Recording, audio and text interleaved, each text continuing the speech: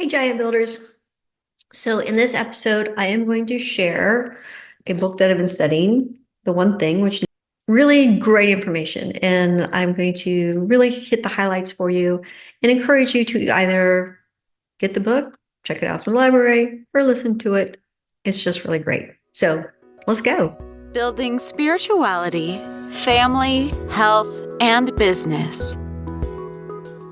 This is The Giant Builders with Lois Wyant. You know what the secret of life is? No, what? This. Your finger? One thing. Just one thing. You stick to that and everything else don't mean shit. That's great, but what's the one thing? That's what you gotta figure out.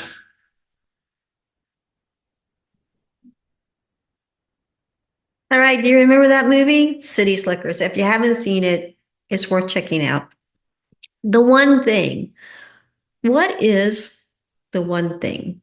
And so the book is by, I'm going to really mess up this name, Gary Keller and Jay Papasan. And they introduce a really profound concept centered around simplicity and focus. It challenges the widespread belief that success comes from doing more and is asserting that true success from doing less, but doing it better. And it brings me back to the idea of growing up. My dad would say, well, you could be good at many things or you could be the master of one thing. And so it really opens up a lot of ideas about. The book's central question is, what's the one thing I can do such that by doing it, everything else will be easier or unnecessary? It's kind of like a guideline for anyone looking to cut through the noise and focus on what really matters. In this episode, I'm going to dive into how to focus on one key thing that can lead to extraordinary results in all areas of life, whether it's your career, your family, your health, your spiritual growth, kind of the four pillars of the Giant Builders. You have to admit, we live in a world today where distractions are just abundant, leading us to feeling overwhelmed and burned out. My to-do list, I don't know about yours, but my to-do list seems to never end, making it difficult to prioritize what really matters. The book, The One Thing, exposes the lies that derail us from achieving success, such as the idea that everything matters equally. The book teaches that by narrowing our focus to the most important tasks, we can achieve more by doing less. And you may have heard of the 80-20 rule. It's been a thing for a long time. It comes up often in church where they say that 20% of the people do 80% of the necessary work. And I recently talked to somebody who says that that same term comes for hiring people.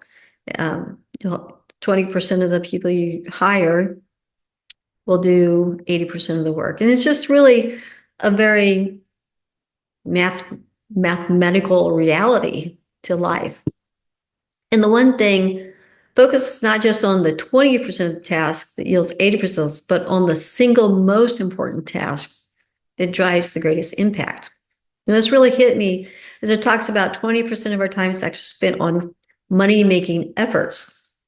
So as I thought about my day, and I figured that 20% of my day is around 3 hours. So now my main focus is to spend 3 hours totally focused on items that make me money. And then that allows me to feel rested. I don't get distracted because that 3 hours is completely focused on what can I do today in this 3 hours that will lead me to my 5-year goal to make the income goal that I want to make. And then the rest of the day, I don't feel uptight because I accomplished that 3 hours. I don't kick myself for not doing things. I feel very relaxed in that I can spend time or more time in the Word or spending it with my family or doing gardening. There's things like checking emails that doesn't count in my 3 hours because that's not going to make any money. So, but just to have that 3 hours focused on What is it that can be done now to hit this particular goal? And the book talks about a domino effect, illustrating how small, deliberate actions can lead to massive outcomes over time, like a line of dominoes. Push the one domino and everything falls down. The concept teaches that success doesn't happen overnight. Rather, it's a sequence of small wins, each building upon the previous one. Consistency and patience are key.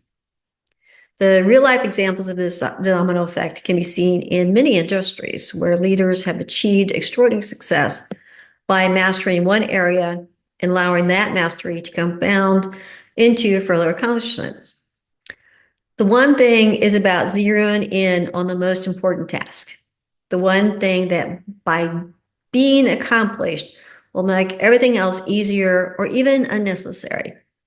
The mindset can be applied across personal and professional contexts. But by focusing on this one key task, you align your energy and efforts towards what really matters, allowing for exponential progress rather than incremental results.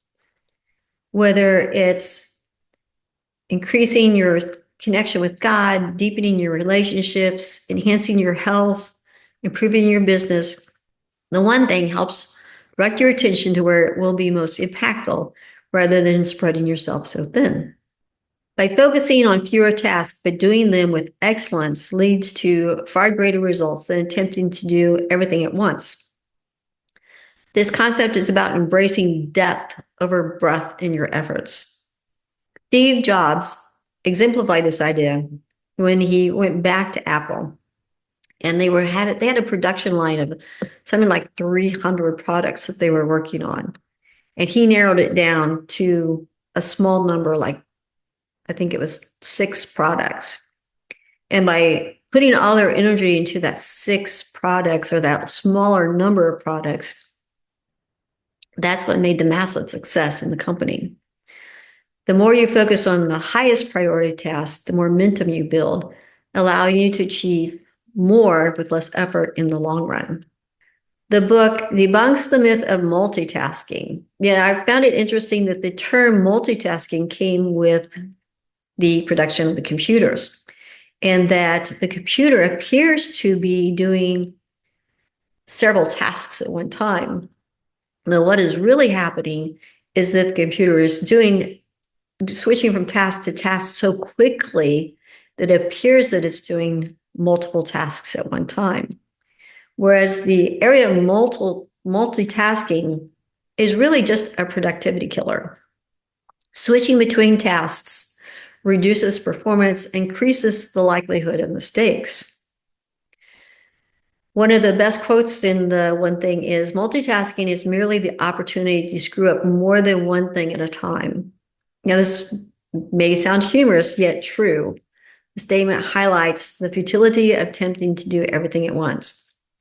By focusing on one task at a time, you're able to give it the attention it deserves, lead to better quality work and faster completion than if you're juggling multitasks simultaneously. Now, I will admit to you that I am a very guilty multitasker, and I have really, really worked hard on trying to really focus on one thing at a time. And sometimes I'll be listening to something and I'll start opening my emails and I'm like, well, now you're not paying attention to this because you have to pay attention to your emails because you can't pay attention to both of these things. Now, I will say the one area that I still am struggling with is I do like to listen to webinars while I'm pulling weeds. And giving your input, is that still multitasking? Because pulling weeds really isn't a very highly focused type of thing. So I'm wondering if you think I'm still trying to multitask, or if this is something that maybe is using my time more wisely. Would love your input. So Warren Buffett has the 25-5 rule. It's a really great illustration of being able to really focus on what's important. And what he suggests is you write down your 25 goals and you circle the top 5, and then you just throw away the other 20. and focusing exclusively on the top 5 priorities. The remaining 20 goals become your avoid at all cost list because they serve as distractions from the things that truly matter. And this approach helps prevent overcommitting to too many tasks that dilute efforts. And the success, according to Buffett's philosophy, comes from laser focus on your most important goals while saying no to everything else that competes for your time and energy. And that goal kind of reminded me, I used to work for a company, I won't mention the company name, but the owner of the company almost daily came in with a new idea. And I was so overwhelmed because like, I have no idea which one to start with. And so to satisfy his concept of that I was paying attention to his goals, I bought a package of Post-it notes. I said, okay, when you have a new idea, I'm going to write it on the Post-it note. And there's 3 sections on my wall. This section is the ideas yet to work on. This section is the ideas working on. And this section is the ideas accomplished. So it made it so much easier to work with him, for him, because he knew that I was paying attention to all of his ideas, but he could see what I and the team that I was in charge of was focusing on at that time. And so if you have somebody that is just really easily distracted, you could come up with some things like this to really take a step into getting into the one thing. So there's a section on goal setting, and you want to go set to the now and break down your big long-term goals into small actionable steps. And I really like this. It's kind of like doing the not dominoes things in reverse. So you start out with your long goal, 5 or 10-year goal, and then decide, okay, what can I do each year to hit that goal? And then break it down. Okay, what can I do each month to hit that yearly goal? And then what can I do each week to hit that monthly goal? And then what do I need to do daily to hit that weekly goal? So then once you hit that weekly goal, then it's going to start domino affecting till you get to that long goal. And so I really love that concept in that I almost feel like I don't have to worry about that 5-year goal, because I know that if I hit the weekly goal, then I'll hit the monthly goal, and then I'll hit the yearly goal. So if I can just focus on what is that weekly goal that's going to get me to that yearly goal, the 5-year goal is going to fall over because it's a domino. And so I really liked that concept and how it broke it down again just to focus on the one thing. So what I encourage you to do is to identify your one thing. And decide if you're really focused on your one thing. If you want to break it down, make it a year, or make it 3 years or 10 years, but then break that down. Continuously break it down until you have it into small goals that will help you reach that goal. And it kind of reminds me too, I had a speaker, it talked about tiny habits. I'll put that link below too. And it's kind of a little bit of a different concept in that building tiny habits into your routine can also help you reach and succeed in your goals. So there you go. I love this book. It's called The One Thing.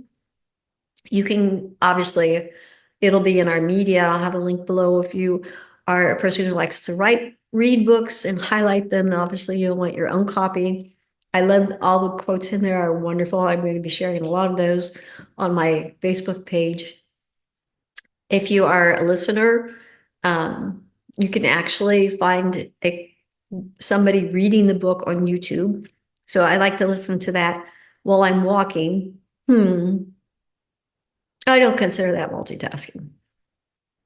That's not multitasking. I can walk and listen at the same time. So that's good. But also, you can even check it out of your library. I know the small library that we had a copy of it. So I just really encourage you to check this out. I think as we're coming to the end of this year, it's a good way to start setting your goals for the next year, for the 5 years, and kind of get a little head start on that so that you can get a little practice in before the 1st of January comes. So I want to let you know that I appreciate you so much.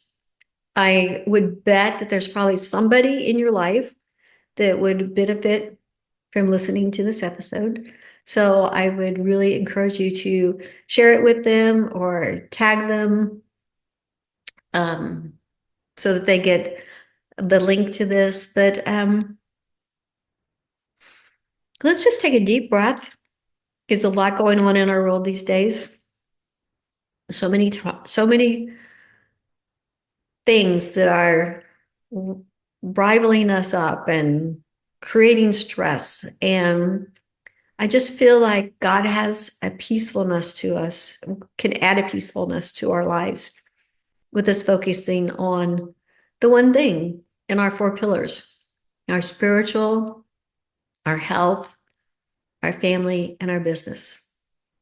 So don't forget to check out your copy of the book. God bless you, and I'll see you next week. Thank you for listening. This has been The Giant Builders with Lois Wyant.